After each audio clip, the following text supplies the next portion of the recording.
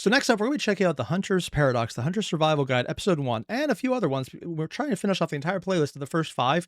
This is based on the world Hunt of the Reckoning from White Wolf, part of the World of Darkness. I think it's the old World of Darkness. I'm not sure if it's Chronicles or something else. Mostly because I have no idea what this is beyond just what I've said. Let's find out. Mostly because Hunter is one of the franchises I only know for Hunter the Parenting, and that is very different. Let's find out just how different it is. To be forewarned is to be forearmed, but if being forearmed sparks alarm in things with 4 arms, how armed do you want to be therefore? Hello, I'm the director of the Society of the Exploration of the Classical Underground. I love the alliteration right off the bat. I cannot do that on command. Props to this guy. And this is the Hunter Survival Guide. Powered by Darkpack. Yep, because they officially allow this kind of material for World of Darkness. Okay. Chronicles? Or nope, Hunter the Reckoning, so this would be Old World.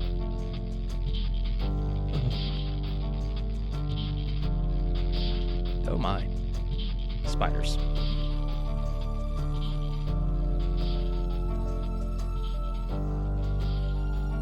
I have no idea where this intro comes from. Like, some of these are just generic enough it could be stock, but I wonder if parts of it are actually taken from things produced and distributed by is it Paradox? I'm just seeing Paradox right now from the name of the title. Today's lesson is a lesson on lessons that can't be unlearned and is brought to Installing Lesson Plan EXE. Oh you with the god. word compartmentalization. There will come a time as part of the hunt wherein every hunter, from the grizzled veteran to the green as grass rookie, is going to wish that they had some pertinent piece of information ahead of time. The most important thing you can ever remember in anything World of Darkness is guns help a lot. Rapid fire guns help more because more.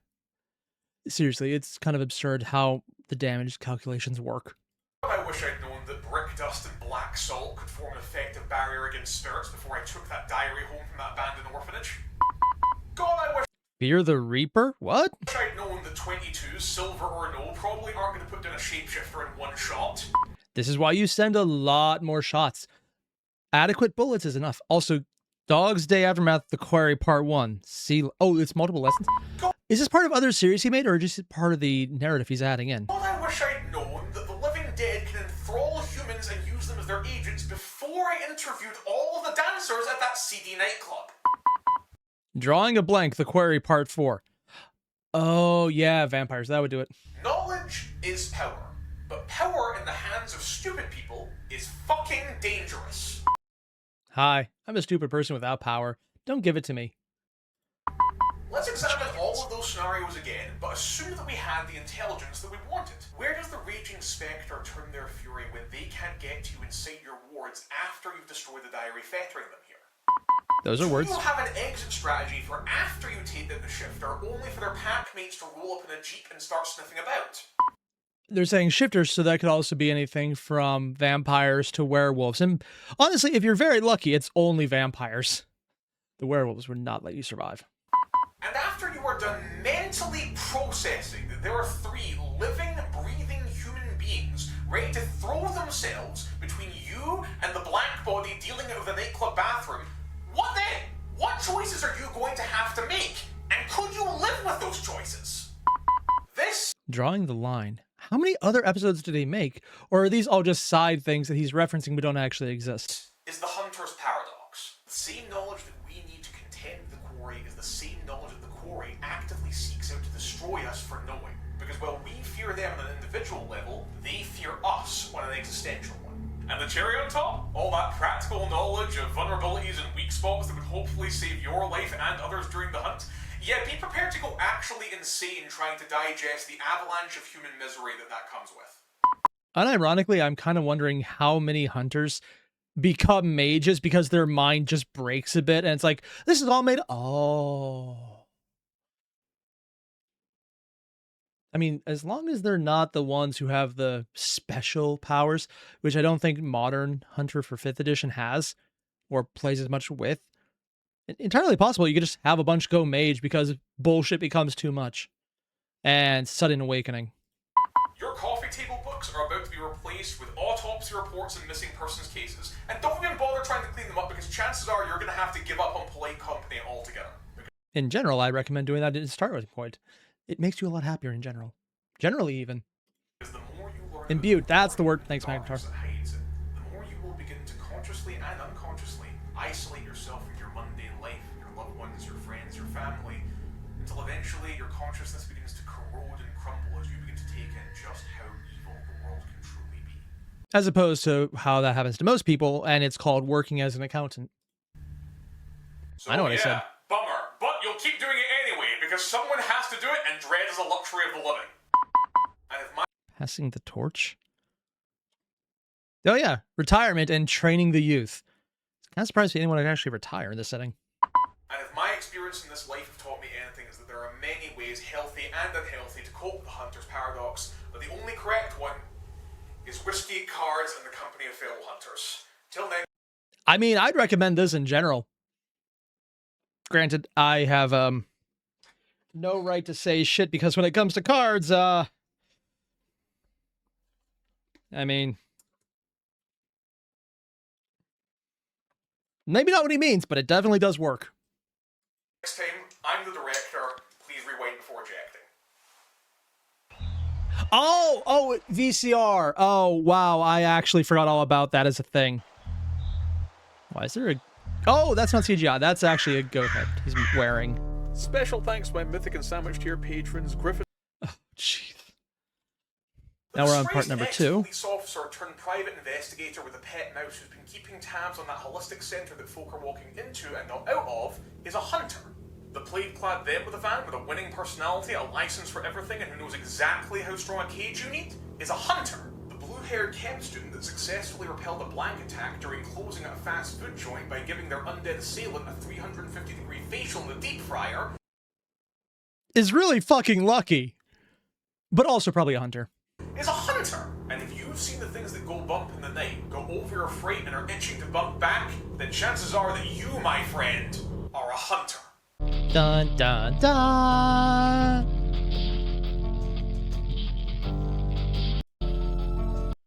Not sure if that's claimed, so I'll probably just skip through a bit of it. Hello, I'm the director for the Society of the Exploration of the Glasgow Underground, and this is the Hunter Survival Guide. Oh, of course it's British. The accent should have been the giveaway. Also, seeing, I think, a 2 behind. America doesn't do underground stuff. Also, I don't know what a slasher is in Chronicles of Darkness Necro, so I can't say much. Also, according to Magnetar, 5th edition Reckoning is just a worse version of Vigil. I don't know anything about Reckoning or the various Hunter lines, so I can't make any decisions. So now that we've established a little bit of the who, a better question might be, what is a hunter? The password is what is a hunter? Oh my god. It'd be funny if his actual computer had that as a password. Hunter, usually working with others as part of a cell, is simply a person that has become aware of the supernatural world and works to oppose its darkness whenever it threatens them or the things they care about. Your city, your parish, your... Ah, I see what you did there. A guy who's in a world and is trying to oppose the darkness. It's like a dark world even. I know. Kind of made that up all on the spot. Street, your flats, your home. And the term hunter isn't misleading either, as these violent delights often have violent ends. But, contrary to what you might think, the average hunter is not a camel-clad prepper with an arsenal in the back of their Fiat Panda and a fully fortified cabin, nor... I mean, a lot of them probably wish they were, though, because it would make things so much easier. should they be expected to become one. Because the prepper is only the perfect hunter for that last 10% of the hunt, and for the first 70%, the cell's most valuable member is the investigative journalist who speaks 5 languages and bakes really good cookies. To be fair, if any of the members baked really good cookies, they would be, by default, the best member of this, the cell, the group, the organization. In fact, they are the person who is the designated survivor, because if there's one other person who survives, make sure it's the cookie maker, because God knows you're going to need those cookies for nutrition and because cookies are awesome. Unless they like snickerdoodles. Those monsters. Hunters come from all walks of life, with varying... Ooh, actually, this is a literal thing that applies to what I'm asking about right here. So, according to Magtar, in Vigil, hunter orgs can be classified in 3 general tiers depending on the size: cell, compact, and conspiracy. I had no idea about that, so that's all new to me. And Bill, now I wish mythic traits, I think that's what they were called, were actually useful. They all seem to be weaknesses like snake bait or organivore. I don't actually know what those are, but again, this is one of the reasons I want to see this right now, because Hunter the Reckoning and most of the Hunter series are things I don't have much lore about in World of Darkness, so I definitely need to figure out that now. And usually don't I'm a DM for one of the games, so supernatural until they come face to slavering, fang-toothed face with the quarry for the first, often highly traumatic time. yeah. It's very much a hard life, with a decades-long adjustment process, where going solo is a one-way ticket to the grave, so as cheap Wait, there's an adjustment process? I thought it was just crash out and go from there. Neat. Also, welcome back, Martin. easy as it may sound, we need to be there for each other. We need to be able to get the prepper who can't leave the house without a silver knife in their boot through the anniversary of the fateful family hike.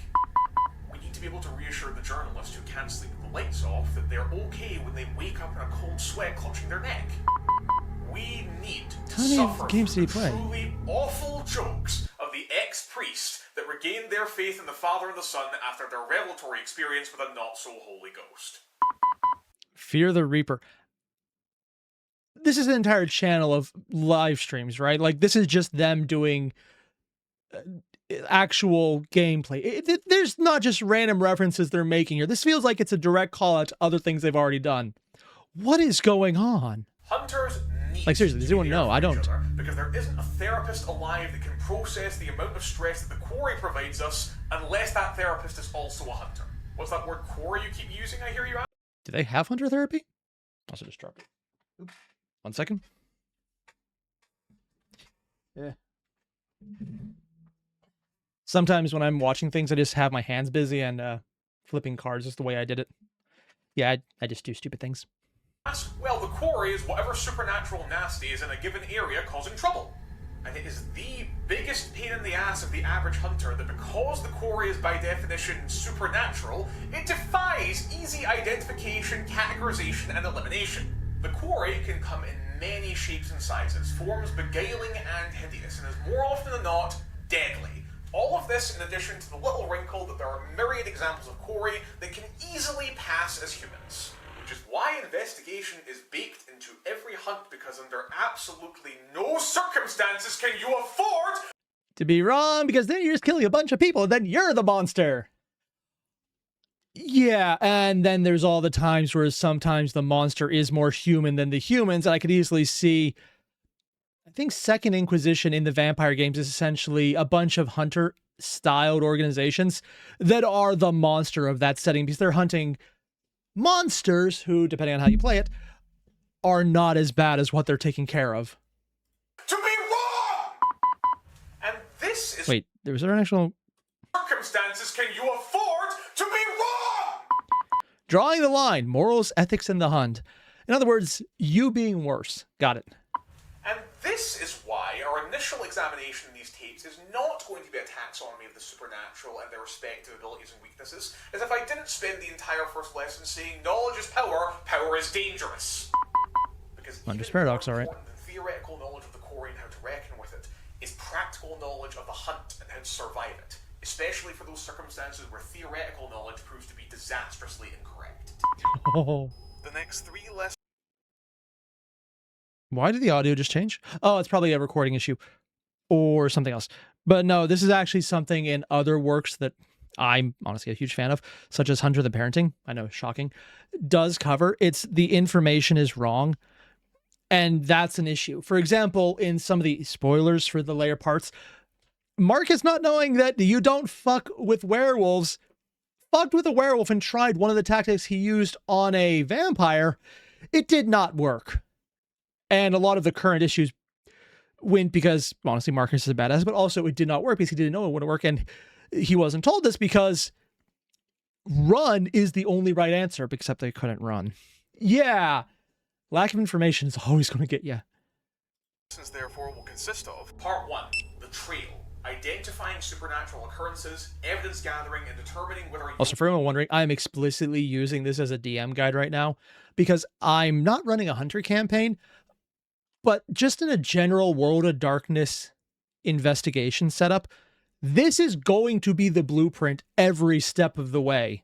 Because anyone working in this from any setting is probably going to do, okay, you need to learn how to look into things, and you're not going to have the answer right away. This is the starting point of every hunter, so it's probably the right way to look at it. More intervention as a hunter is even necessary. Part 2, the stalk. Identifying and locating the quarry and forming an unusual threat response, including desired outcomes, optimal strategies, risk assessments, and contingencies. And Part 3, getting guns. The kill. Isolating and neutralizing the quarry while limiting casualties, collateral damage, and preventing any unnecessary attention from other supernaturals. Limiting collateral. While this is great in-universe, player-wise...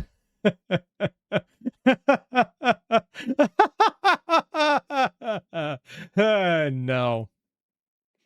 We've already had one player send a ghost car to attack a werewolf. It's just going to get weirder from there on out, man. Or worse yet, the authorities. After that, we'll have supplementary lessons on getting through this lifestyle and keeping you and your cellies together while at least delaying the inevitable collapse into substance abuse. What do you mean inevitable? It should already be here, thank you very much. Followed by a lesson on ethical considerations and best practices during the hunt, and how to live as part of the hunter lifestyle without abandoning all concepts of right and wrong in pursuit of the supernatural. This is what alcohol's for. Because it's not right and wrong if you don't remember making it. And then a lesson on what to do when you encounter people who work for organizations with motivations completely divorced from helping humanity, and who callously pursue the supernatural because, hey man, ethics is above my pay grade, this is just my job. They come as friends, orgs and jobbers. Probably the other organizations I mentioned already involved in the Second Inquisition, also known as the Coalition from Hunter the Parenting, and everything Sweden did there. Then and only then we'll be ready to cover the quarry, starting with the usual suspects, what we know and what we definitely don't. Remember, young hunter, that you need to learn how best to utilize your skills before going back out on the stalk, and you certainly shouldn't be doing it alone. Keep your head down. Keep your eyes and ears open, listen to your cellies, and stay healthy. Until next time, I'm the director. Please rewind before ejecting. The fuck?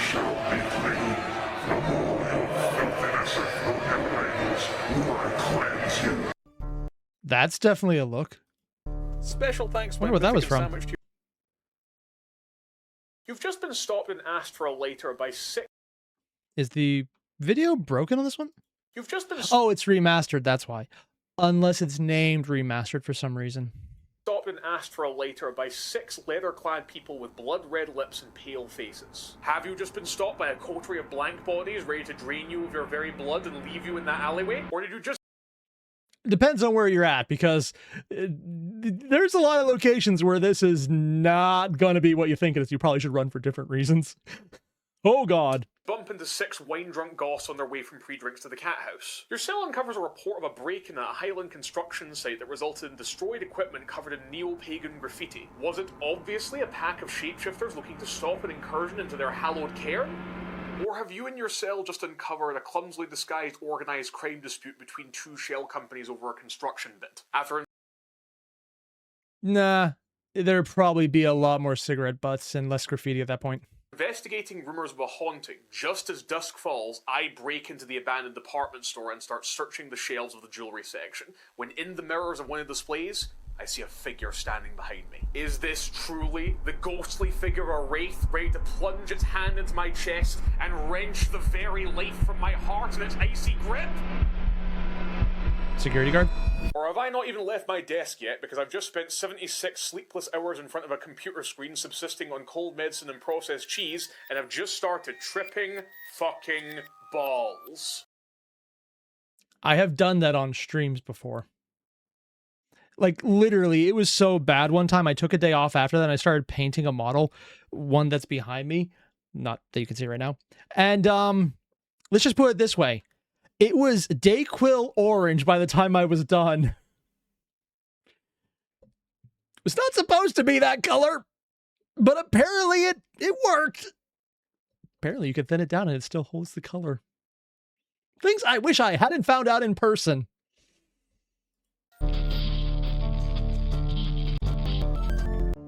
The Glasgow. Ugh. Hello, I'm the director for the Society for the Exploration of the Glasgow Underground, and this is the Hunter Survival Guide. Today's lesson is about possibility versus probability, correlation versus causation, revelation. This is actually something I really... Martin, I know you're one of my players. Do not listen to this next section. This is something I'm going to be taking an absolute page from, because anything about investigation, like those earlier steps, got to remember that. But also here, making sure that they have enough information to come to a conclusion, but not know the right answer right away, so that you can give some kind of mystery of, is this what you think it is? Or is it something else that also makes sense? And maybe you just throw a third option of random bullshit, go. Let's see what happens. Versus chemically induced hallucination, and is brought to you by the word paranoia. Yes, the supernatural is real. Yes, it hides in plain sight. Yes, it is extremely dangerous, but it's not like you can throw a dart into a crowd of 1,000 and hit a shift or a blank. They are I mean, depending on where you're at, maybe you could. There's apparently places that aren't very much like that, but we'll ignore that part for now. absolutely a rarity in a world of 8 billion people. But as hunters, we not only know that the supernatural is real, it also has a tendency to leap up and bite you at unexpected times. So it's only natural that pursuing the quarry can leave us a little highly strung, which is the polite way to say psychotically paranoid that action could result in retribution raining down on the heads of ourselves and all those we care about, and inaction could result in the latest missing persons case being another victim that we let down. So we have a tendency to spend a lot of our time looking for anomalous incidents and freak accidents that could easily be the supernatural. Being a hunter means that your entire existence is looking for black swans. But sometimes we get so fixed. Black swan? Oh, something out of the normal that's very rare. Okay. I've heard that phrase, but it's been so many years, I don't entirely know if I'm remembering correctly. On the black swans that we completely ignore the grey swans, dismiss the existence of blue swans, or ignore the white swans until they're kicking down our doors, honking at us and shoving specially crafted swan shotguns into our faces. If swans had arms, that wouldn't be a joke. That would be a literal statement of fact. And half the reason I think they are such murderous velociraptors, that is one, repressed genetic rage that has encompassed their entire species because of that, and also envy that they cannot use firearms and Americans can. Specifically Americans. They're mad at the entire world and all of humanity because of us. It is our fault. I'm acknowledging that as a very serious case, and we should all just be okay with it. Even though they're not, and they're going to make it our problem. Assumption not only makes an ass out of you and me, it leaves your ass exposed and ready to be torn apart by law enforcement, government agencies, the underworld, and all of the supernaturals that use those things as smoke screens, So, basically Miami. Okay. Weapons and shields. Or even worse, you or your cell could wind up harming a civilian, an innocent bystander in the reckoning who we should, with all effort, be attempting to protect. So before we start melting down our Granny Silver to fire her slightly too hairy bingo partners, or kicking down doors into abandoned buildings filled with slightly too pale addicts, we need to be sure of what we're dealing with. When we discuss— Wait, you find addicts who are only slightly too pale? I've seen some of them, and it wasn't slightly too pale. It was either they are crispy because the sun and them have a very unintentional relationship because they forget they're outside, or they're paler than I am. And also, I should point out, this is my tan. discuss the quarry in depth, we can look at each of their specific trails and traces, but a good thing to remember is that because most supernaturals need to make an effort to blend into human society, the tactics they use to do so are usually quite similar. So a great way of picking up a trail is less looking for abnormal and anomalous incidents and instead looking for loose threads, gaps in information. So how do you tell if that nasty incident you heard about was supernatural shenanigans or just everyday doom or gloom? Well, let's examine 3 cases in a game I like to call Hunter or Punter! He probably spent a lot of time on that one. I'll give it to him. Ugh, God. Scenario number 1! Your inquisitive cell member digs up a case file of the body of a lost jogger found in Houston Park. Who? And notice how odd it is that there are no British thing. Just gotta remember it's a British thing, so I don't recognize anything. attach crime scene photos, description of any belonging, or articles of clothing. Is this A, a lead worth all the danger of hacking into a police investigative network to follow up on? Or B, a simple case of hasty filing, garden variety corruption and police incompetence?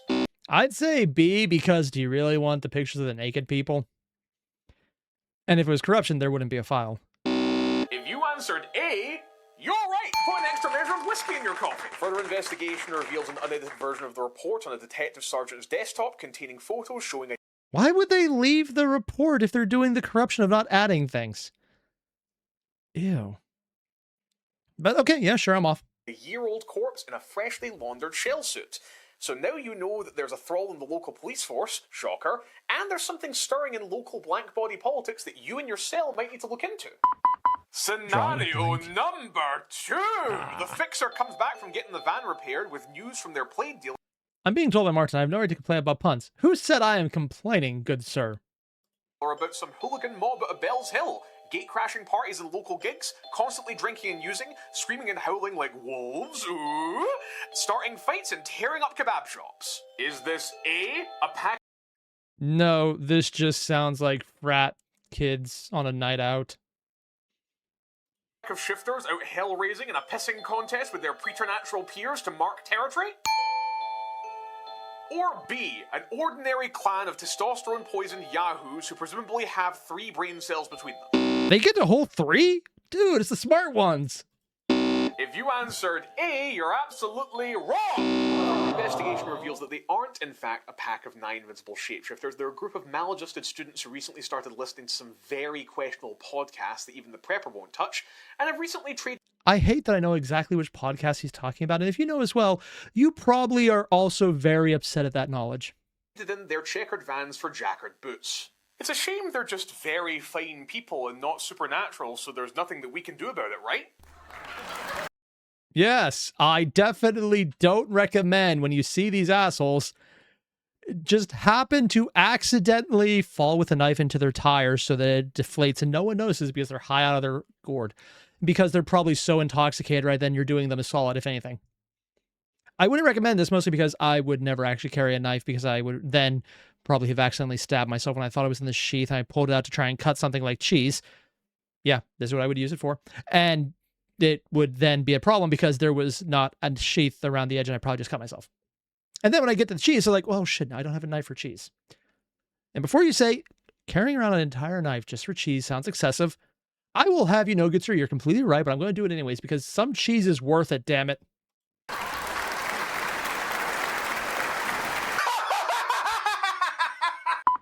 Oh, okay, no, but seriously.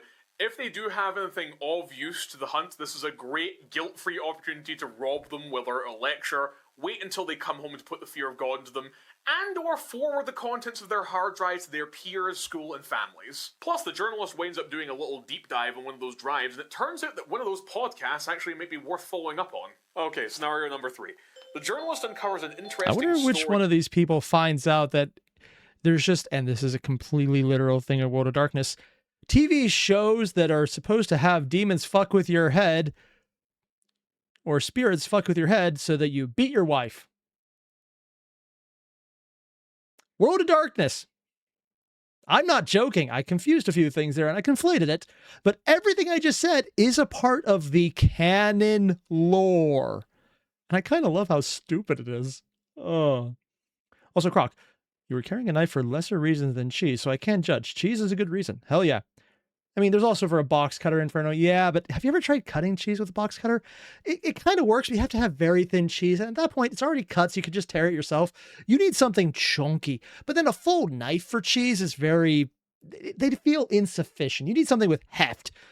Something that you could actually like say, okay, I have one end, I have the other end here. Make sure it's not a double-sided knife, so you can put one hand on the other end and go whoosh. I'm being very pedantic about this because cheese deserves it, damn it. Circulating on cryptozoology forums of super intelligent pigeons native to Glasgow doing pigeon crimes like stealing food and our small essentials, speculated to be ruled either in some kind of democratic consensus or by a tyrannical pigeon queen seeking to drown the world in shit. I mean, that's just a normal pigeon. They hate everything. They exist to make you suffer. And also were imported to America as a French delicacy. Still stuck on that. Is this one real, huh? Is this the one that's gonna catch you slipping? Or is this some absolutely unhinged shitpost from the dankest depths of the internet? If you answered B, you're wrong. Kind of. While most of this is indeed speculative nonsense, further investigation reveals that the original poster was indeed a former CCTV operator at Queen Street Station that noted several occasions where birds, especially pigeons, were disrupting camera operations. Because control of animals is one of the, I think, disciplines vampires use, among mages and other various supernaturals. Yeah. Also, Martin, most pigeons don't have queens? Or that's what they want you to think. Dun, dun, dun. And while the birds appear to be ordinary, according to the prepper, who is also a birder, the journalist spots something so innocuous the others missed it. The presence of a recurring figure in all the footage. A tall, old, dishevelled, possibly houseless man with a rucksack and a pair of binoculars, cradling a pigeon in one of his hands. Oh. Thus, officially opening the Pigeon Man case. It is at this point in the hunt They say that we are don't burn the witch? opening the Pigeon Man case. Do not burn the witch. The Quarry Part 2. Okay. It is at this point in the hunt that we are praying to whoever will listen that we have dotted all our I's, crossed all our T's, carried all our ones, because a single missed variable at this point could mean the end of our equation. In our next lesson, we're planning escape routes, discussing stratagems, figuring out contingencies, because after the trail comes the stalk. Until then, I'm the director. Please rewind before ejecting. What? There's that tree. There's the bird that never flew. Here's the fish That never swam. What? What is this from? Special thanks, Jeez. my And now we're doing the stalk. Episode 4. Okay. You've been up since dusk. You haven't hiked since you were 17 years old, and your body is making you aware of that with every Oh, I am very aware of what that feels like, mostly because I am out of shape and lazy, but let's ignore that part. painful step that you take. But you know that the possessed hill walker will have to make their way down to the gorge and to the pulpit to reenact the passion play, and that will be your only opportunity to corner the spectre. You'll need to be careful, though. Those are a lot of terms, and I'm not entirely sure which ones they're doing, because they're intentionally using different terms to what every other setting would use for various factions. Dark skies, wet weather, and jagged rocks are a sure recipe for broken ankles. Well, there goes that exorcism. Have fun hobbling back down the hill. It's 2 minutes to midnight, and the moon is high in the sky. You're cut off from your cell in the halls of a Highland estate, being hotly pursued by its lichen Lairdrie. Tucked in your welly is a Webley with 6 silver slugs of ammunition. I'm pulling an American on this one. The Highland Estate, okay. Pursued by its Lairdrie, I don't know what that word is. Lairdrie. Tucked in your welly is a Welly is a Webley.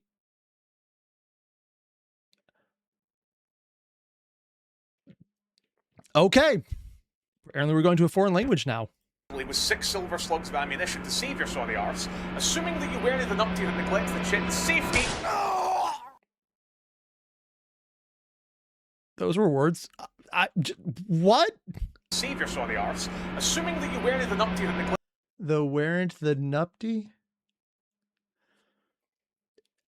The British, man. It's the British. Also, Martin mentioned dwellers are the same thing as Lairdrie. Okay. the chit's safety. And a Webley is a revolver. Oh, he didn't check the safety on the gun. Got it. If you ever want to see a video about this, I think a number of years ago, there was a wedding reception and some kind of officer or something decided to do a backflip while armed on a dance floor with other people. He landed, surprisingly did a backflip from a standing start. Gun went off. Oddly enough, no one got hurt, and it just discharged harmlessly straight into the ground, but it was still in his waist, like in his actual holster. And yeah, this is one of those examples of always check that. Don't do that. Don't try and do backflips while wearing firearms. Well, they're also, and this is the big part, having the safety off. Don't do that. And your toes are gone. It's 5 minutes till dawn. you and 12 capable hunters are flanking each face of an abandoned fishing hut with a sniper covering you from the roof of your jeep. You've got body armor, you've got cattle prods, you've got stakes, you've got shotguns filled with dragon's breath rounds. There is no way that any of those black bodies would make... This is why you need to make sure to also have a minigun somewhere. Because even though the name is deceptive, it doesn't have a problem with that. It will then make it everyone else's problem instead. Making it out of that shack alive... Cops. Oh, shite! Just say you're from Texas. Actually, if this was Texas, that wouldn't even be a problem. Those might be legal for all I know. Somebody called the cops. Yep.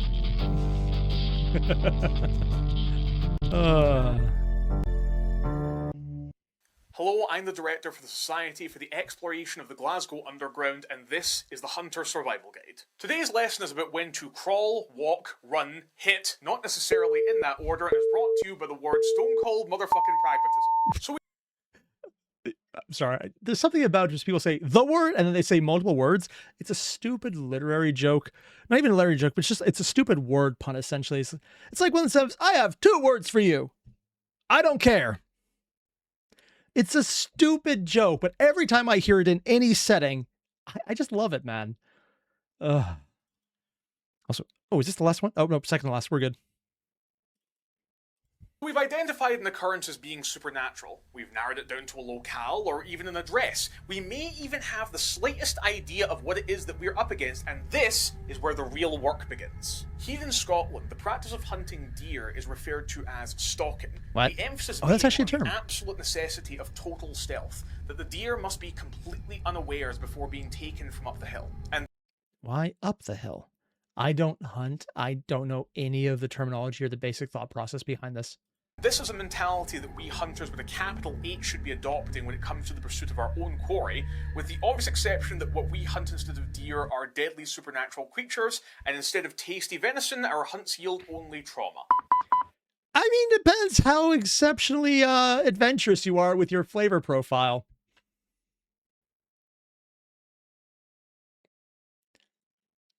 If this ever comes up in a game, be very afraid of the player who wants to try human. There's going to be so many questions to ask. And the first one is, how do I run away faster? When we go up the hill, we must be aware that we are not the deadliest thing on it. By simple virtue of our knowing what the supernatural is, we place ourselves in harm's way. And indeed, many a hunter has been lured to their doom with the promise of hot preternatural goss. God knows Goss? I have. Passing the torch, retirement, and training the youth. What is goss? Gossip? Probably gossip. And when it comes to tracking quarry with the intention of eliminating them, well, by definition, that will require us to get within striking distance, and when that happens, we ideally want the odds to be stacked wherever possible in our favour. That means that every opportunity you have to observe the quarry is another opportunity to analyse, categorise, and surprise with intent to neutralise. That means investigating thoroughly. It means examining any routines or complacency that you can exploit, but for God's sake, never let them see you coming. Rule number 1 of the stock. Proximity equals awareness. Awareness equals danger. I wonder how I could apply this functionally. Also, Martin, you play a necromancer? I know. I'm having fun with that. But this is something I definitely want to play with, this concept right here. equals awareness. Awareness Oh, equals Goss is alcohol? danger. Okay, Since the Nikki. usual suspects in our quarry are, at least for the most part, capable of navigating human society, that means that the second you or your cell are within eyeshot of them, they have an opportunity to make you, and then flee, compromise your operation, or launch a counterattack. And when a Or supernatural's just eat you. existence is on the line, they can and will use everything in your environment, from objects to other people, against you. A fallen tree trunk in a dark forest, for example, would make an excellent hiding spot for you, a great ambush point for a starved black body, And if they're strong enough, an improvised weapon. And if they're really strong, not even a bit of cover, because they'll go right through it and not even notice. a makeshift battering ram for a pissed-off shifter, much to the chagrin of the fixer who just got their van back from the shop. But let's say the worst comes to the worst, and the quarry manages to get the drop on you. Sure, supernatural options are on the table, and turning you to a pink mist is certainly one solution, but smarter quarry might opt for a more savvy approach. Rule number 2 of the stock. For every supernatural actor, there is a non-supernatural reaction. Oh. When a blind body So you don't have to do something magical to deal with magical bullshit. Oh, yeah, it's probably start shooting. coterie finds out there's an armed hunter cell in the area that's picked up on their trail, their first response isn't going to be to send an army of ghouls or petition their regent for aid to attack by night, because they don't need to. All they need to do is make an anonymous phone call to the local police, at least one of which they will have on tap, literally, and then laugh in the safety of their coffins as the hunter's hotel room is raided by armed police, and the cell is either forced to flee or be thrown in jail where a gold prison guard can off them in solitary. Unless this is Texas, in which case, oh my god, there's a bunch of armed men in the desert doing nothing? Okay, so you've described most of San Antonio. What next? That's unfair to San Antonio. I'm sure Dallas probably has a good bit of that as well. We're not going to talk about El Paso. El Paso doesn't exist, and if it doesn't exist, it can't hurt you. The shifter pack that learns that you're after their errant pup that's been tearing up hostels isn't going to turn up silhouetted against the light of the moon, go through the full transformation sequence into their war forms, and start tearing you and your cellmates limb from limb, because they don't need to. All they need to do is call in a favor from those lunatic ultras that they call kin, wait until you and your cell are wandering through the city during the right, or I guess wrong, football match, and then chill in a beer garden as they filter through the crowds towards you, gracefully don their ski masks, and then bust out the tire irons and intervals. And no one even tell the difference. In fact, there's a good chance that happens regardless of anyone being asked to do that. I have seen football hooligans, man. Just the very smallest bit of it. And I have to say, you know, it's weird as an American to feel like we're the more restrained country. That is a non-standard outcome, and it does feel unique and kind of disturbing. Don't do that. The sorceress, who has been forming a literal cult of personality in order to grease her palms and worm her way into local office, isn't going to go beautiful and terrible as the dawn the second that she catches wind of a tech-savvy hunter poking into her campaign finances, because she doesn't need to. All she needs to do is trace the inquisitive little hunter from the IP address of their local internet cafe back to their office day job, wait for them to grab a taxi in the rain to head home, wiggle her nose in the appropriate fashion to raise the driver's blood alcohol level by a couple of points, and then smile as the taxi begins to veer off the side of the Kingston Bridge and straight into the Clyde. All these examples should serve to illustrate that what makes the quarry dangerous is that it is usually not a mindless monstrosity in a dark forest or sitting at the top of a derelict tower. It knows us. It lives amongst us. It's just as smart as us, if not more so, and it's completely incapable of operating on the same moral framework as us, or refuses to do so out of some disgusting sense of self-superiority. And this is the part I absolutely love about this, because if you play through the other lines, you know that that's not the case. There's plenty of vampires who their entire shtick is try and be more human, because that is an entire aspect about what you could do as part of how you play a vampire. You could also go full on, I could be a monster. Fuck yeah. Personally, I don't think I could do that just because the vampire just never drew me at all. Like the system, I don't like Vampire the Masquerade. It just never caught my interest. I like things in the lore. I like using aspects of it, but it's not my thing. But some of them are incredibly just normal. Think Kevin from Hunter the Parenting. You can just be a dude. It depends what situation you're in, what's the context, who you're working for, who's in charge of you, who you have to work for, and what leeway they give you. There's a lot of range you can get. So you can have a lot of things that just don't go horrible, but then a hunter wouldn't know any of that. So just all of the things he's saying right here is part of the missing information on their end, because they think, and specifically here, he's talking from a perspective of, I have the answers, but also showing, still treating everything not human as the enemy that needs to be destroyed. That's kind of fun, man.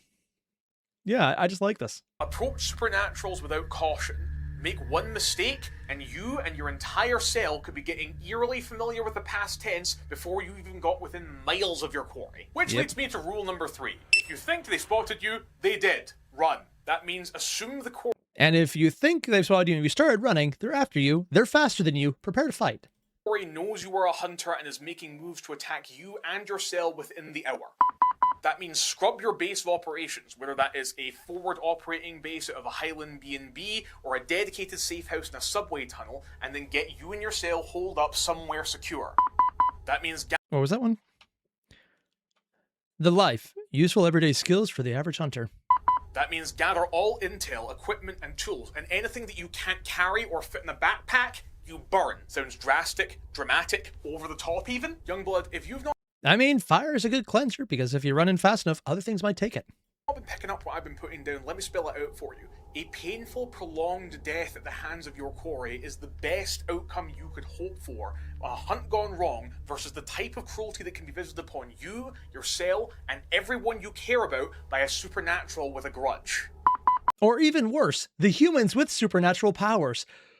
Because if you really want to see fucked up shit, Mage is the high end of power in World of Darkness. Because it's the one setting where it doesn't get depressing because you could actually change things. But it also means that if you have a DM who really wants to screw with you, they have all the tools they need to make nearly anything happen.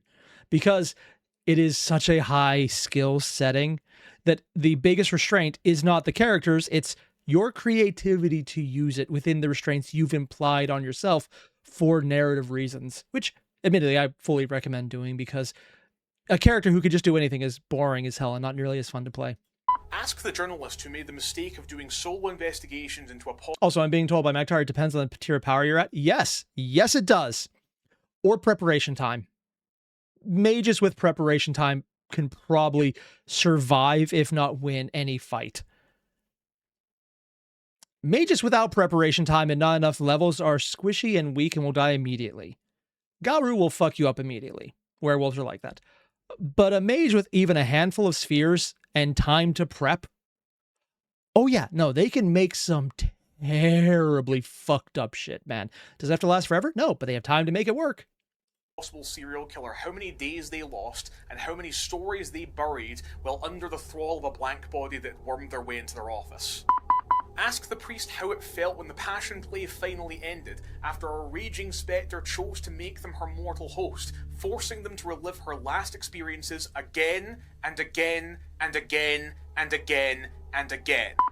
Ask the prepper, who at age 12 made the mistake of investigating the sound of a dozen motorcycles at 3 AM in the Highlands, exactly how merciful the shifter pack were when they descended on the family campsite looking for whoever had just witnessed their arms deal.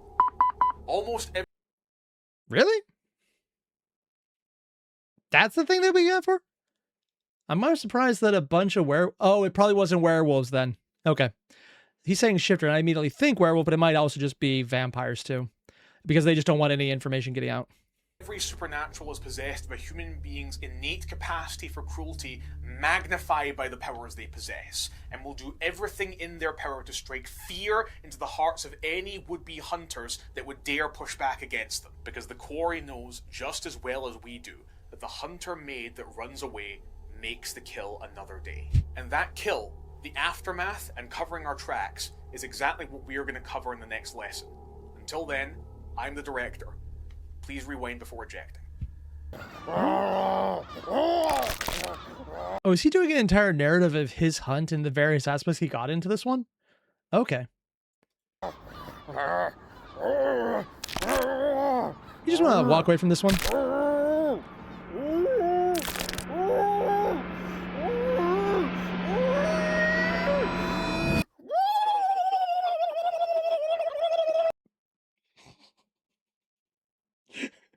Okay, we got a werefish. Technically, it is a war form. Yep, that's right. That's the right one.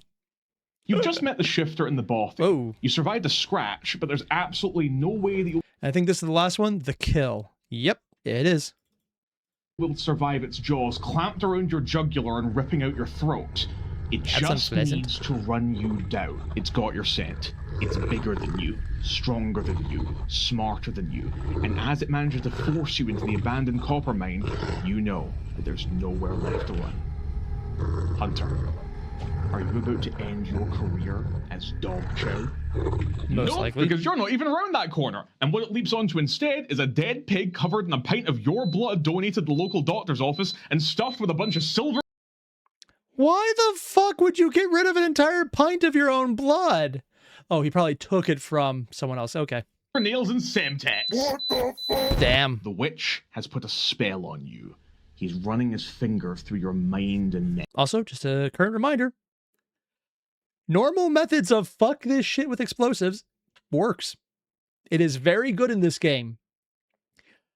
Also, the actual math they break down on miniguns. I brought it up earlier, but literally, the answer is, yeah, unless there is a specific reason why they're not going to take damage, it's probably going to kill most things.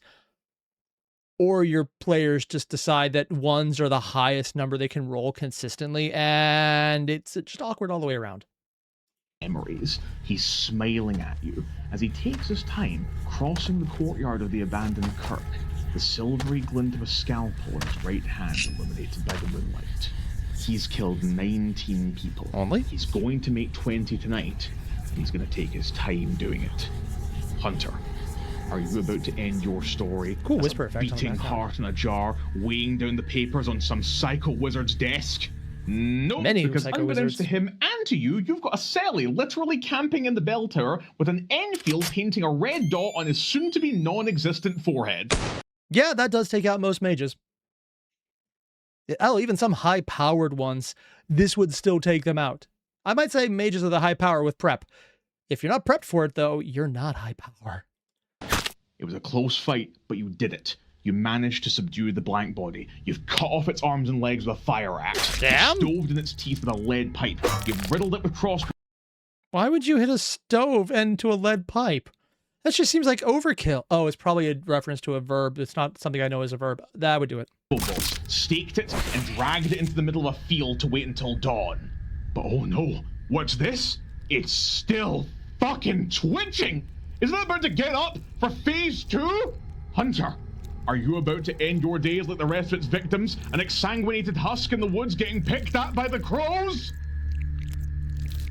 No, because you remember to bring the Hunter Special. A stainless steel 1 litre flask filled with a 50-50 mixture of kerosene and rubbing alcohol. And just for good measure, you got a priest to bless it. Why? Extra fuck you, just because you can. Would it do anything? I don't think so, but also it could be very wrong, and maybe it does.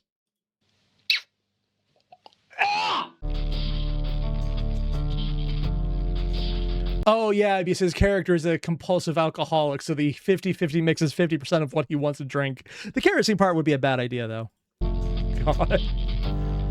Don't ask the NSI what happened to the insect Farah. Yeah, we're not going to.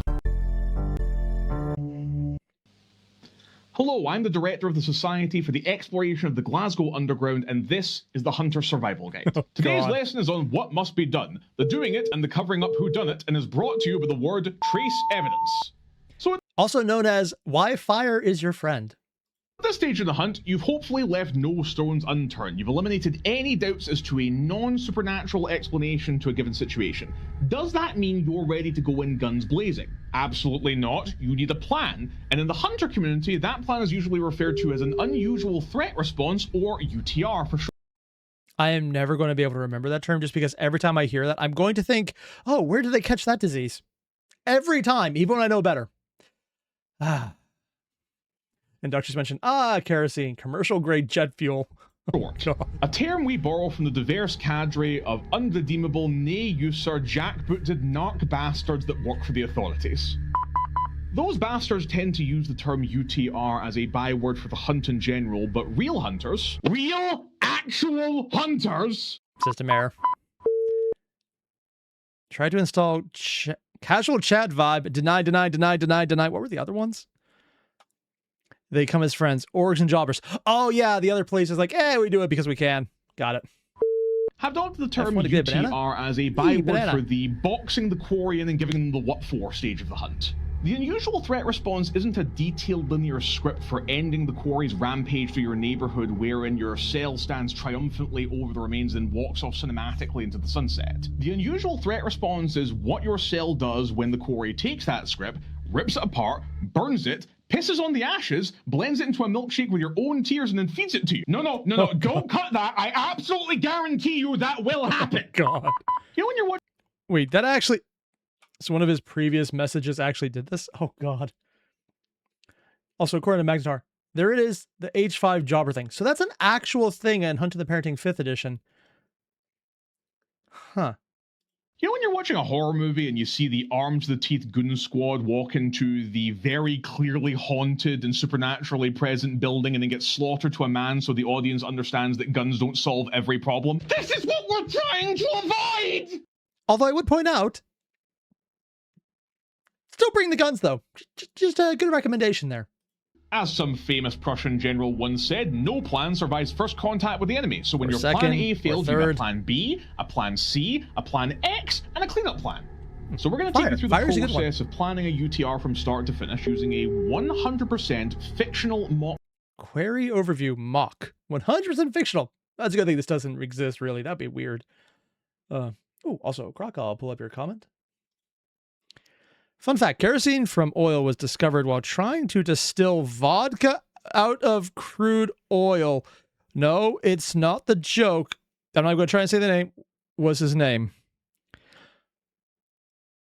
He was Russian, wasn't he? Or was he Polish? I might go Polish on this one. Vodka from oil. Sure, it's probably not even the first time someone tried that. It's probably the first time someone survived long enough to realize it had other uses. quarry as a template for future lessons. God. And the fictional quarry in this case, Tatty Neeps the Haggis monster.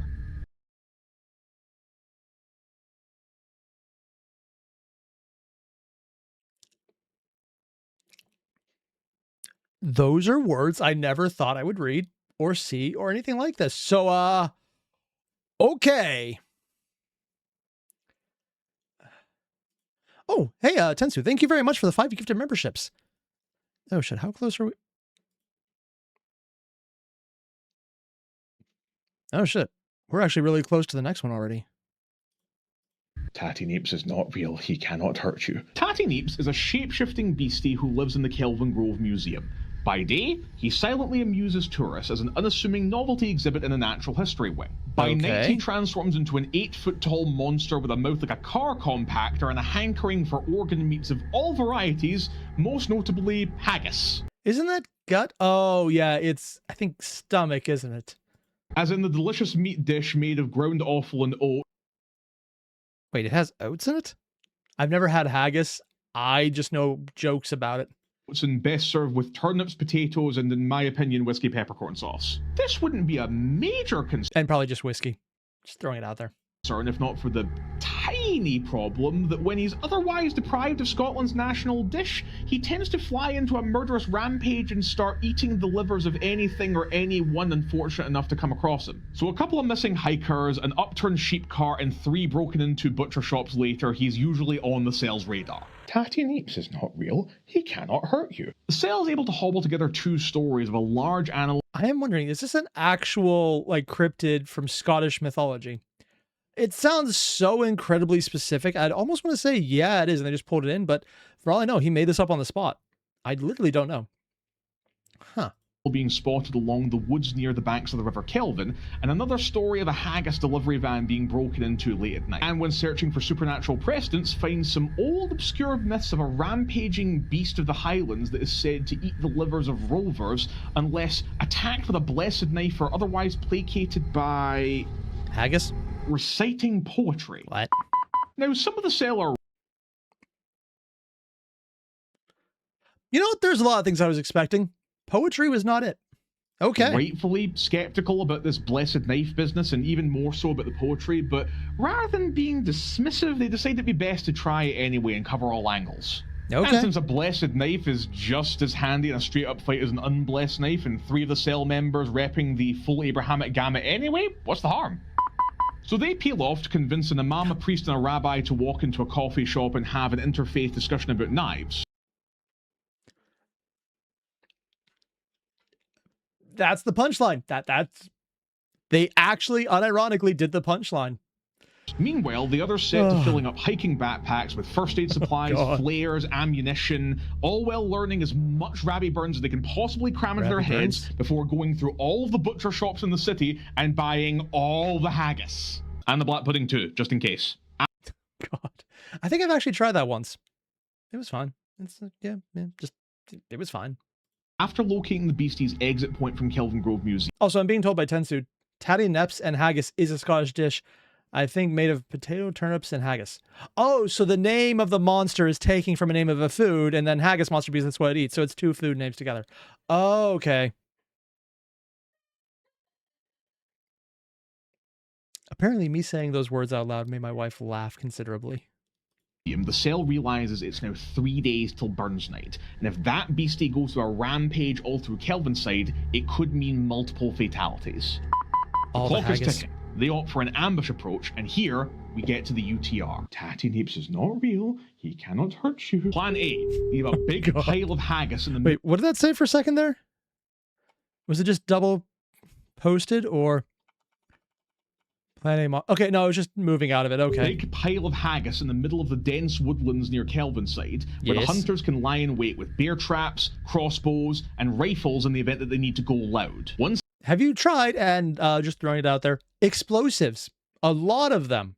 I'm a big fan of it. Cell member sets up a blind so they can view the other side of the museum and check to see when Tatty exits and enters. Keep an eye on his movements, and in the event that he for any reason deviates from the trail, plan B. That cellmate attempts to cut Tatty off and lure him away from any inhabited areas by turning themselves into bait, coating themselves in a handy bottle of pureed sheep liver that they kept for just this occasion.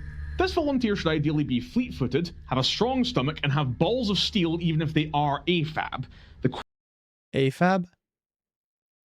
I don't know what AFAB means, but I'm going to assume it means something along the lines of absolutely idiotic, insane, crazy-ass pile of what the hell are you doing? And also the bravest motherfucker you're going to reach anytime, any place, anywhere.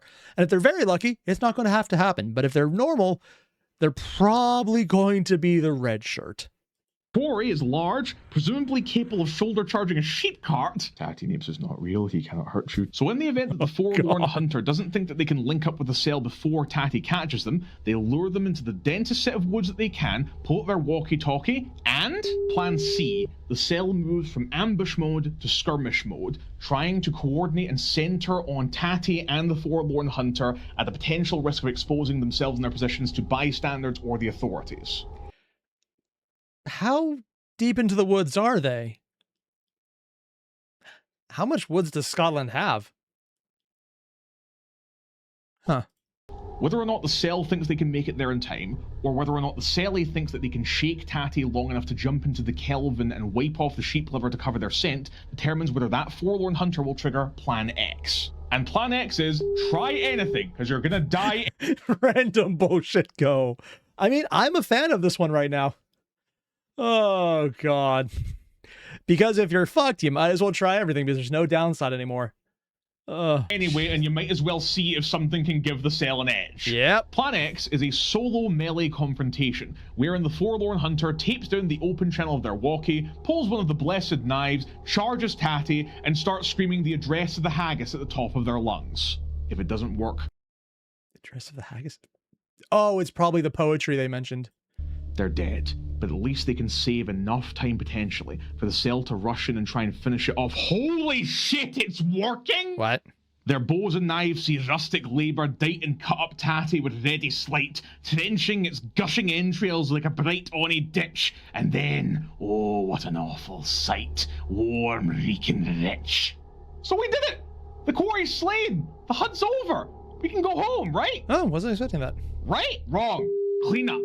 Dead quarry can pose just as many problems as living quarry. In Tatty's case, the cell at large finds it suspicious that such an enormous beastie was able to crawl in and out of the Kelvin Grove Museum at night without anyone noticing, unless someone was letting him out deliberately.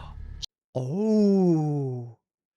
See, that's the thing I'm most fascinated about in this entire story. It's that little moment of, I can steal this. Because it's not, well, we're just going to ignore the fact and say the monster just moved through something. It's this detail with this villain leads to this connecting point that we need to now address. Because that's a cool little lead into the next session or into another session altogether. And that kind of tie-in is so important. It's not going like, okay, we have this event right here, and we have this event right here, and we have this event up here, and eventually the party will get to all three of them. It's, we've done this event, but it implies something about the next event, and now you have extra information. You might want to check it out because it's a lead-in. It's the difference between Mario levels early on where they're just like, random bullshit go. It's in my head because of this video. versus any storyline where there's a plot that actually makes sense. I kind of love it. So, you've got a 400-pound haggis monster lying at your feet, and depending on how close to the road you were and how many gunshots went off, a limited number of time to clean up any evidence of this encounter. If you're pressed for time and keeping an ear out for sirens in the distance, take anything that might indicate human activity, weapons, traps, etc., and then burn the remains of the beastie before running. But if you got to, hopefully someone has a truck nearby. You put it in the back and just say you're from Texas. I keep using that because it's an unfortunately viable option. Time and you're close enough to the road and have a van, ropes, enough people to that's actually where leverage he's it going with into this the one. back of said van, it might be worth taking it with you. Not only does this make for a much less disturbing sight for the blue-collar road police that have come to investigate calls of gunshots and loud poetry being screamed in the woods, it also means that you can preserve the body to dump at another secondary location, keep it for future study, or possibly use it in trade. What? I know what you're thinking. That's a lot of effort. Who do they have to trade with? Again, this is me not knowing as much about the hunter side of White Wolf, so I do not know who these people would be able to work with. I don't know what the trading organizations would be. I don't know what they could trade for. I honestly want to learn more about for those very reasons. Also, Martin, you mentioned this is the British Isles. Being from Texas doesn't help the all over the world, man. No. But as long as you say it confidently enough, someone will be like, oh, God, it's a dumb American. And that gets you a lot further than you'd really think sometimes. To go to when you're shaking from adrenaline and still coated in a liver smoothie, but there's a reason why we include cleanup as part of a UTR. Remember our previous lesson, mundane law enforcement use mundane tools to find mundane evidence to put mundane people into mundane jail.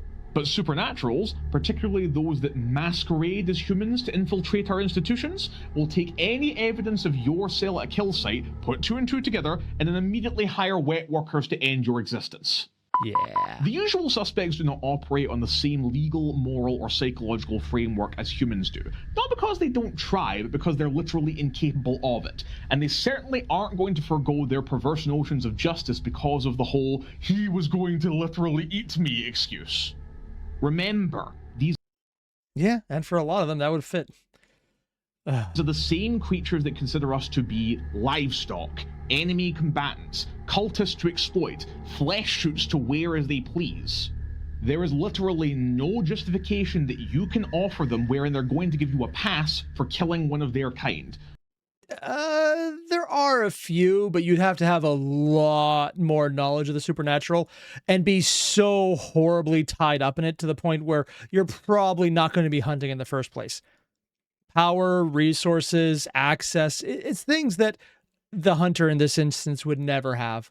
So we must extend to them the same lack of courtesy.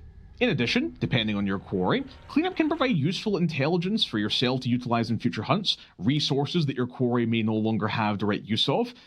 Also, this is all very fascinating as a way to write an antagonist, someone who is immortal in a world of supernaturals, but you can make them incredibly well prepared, say that they've done this, say that they have backup. If you want to write a mortal enemy in a supernatural world, this is what you're looking at. You're looking at someone who's getting ambushed from nowhere by a hyper-prepared person that they shouldn't think of as a threat.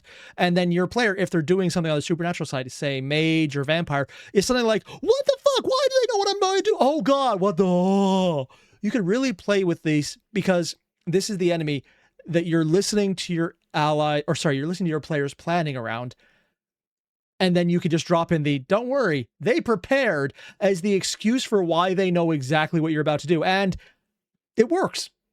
It's a stupid one to overuse, but it works if you want to use this as a villain or an antagonist. And may even give you indication of where others of their ilk lie in wait. Blanks are known to use money and drugs to ensnare victims. Shifters certainly aren't above the use of firearms and explosives to deal with their own problems. And once you've gotten rid of the fettering wedding ring in the strongbox underneath the floorboards of that old abandoned house, the Spectre probably isn't going to mind if you hawk the rest of the jewellery for a quick quid. After all, you need to live and they don't. And that life, adjusting to the hunter lifestyle and all its caveats, is what we are going to cover in the next lesson. Till then, I'm the director. Please rewind before ejecting. Tatty Names is not real. He can't hurt you. He's still stuck on that. He can't hurt you. Tatty Names is not real. He can't hurt you. Tatty Names is not real. Potato. Oh, it was a haggis. This project and others like it were made. Oh, okay. That payoff right at the end of the haggis on the desk and him just freaking out. That is a good one, man.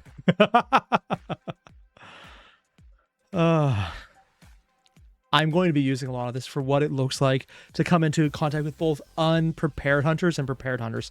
I don't have players who are hunters, but a lot of what they're going to do is look similar to this. So this is actually incredibly useful to me for just the investigation, finding out, trying to find things down, and then just going in and saying, oh, yeah, by the way, we should probably also look into things. And when they don't, because how many players actually think ahead and plan things out? I remember doing it twice in like 10 years. The time we did it actually worked out really well. It was fun. But I only remember that happening twice. So most players are not going to do that, and you can abuse that fact wonderfully. Basically what I'm saying is, if you haven't already, there's a link below to this entire video. I'm definitely going to use it. And anyone who's in my campaign, ignore everything I just said. Probably should have put speech or warnings about that. Yeah, do that. I'll see you guys in the next one. Adios.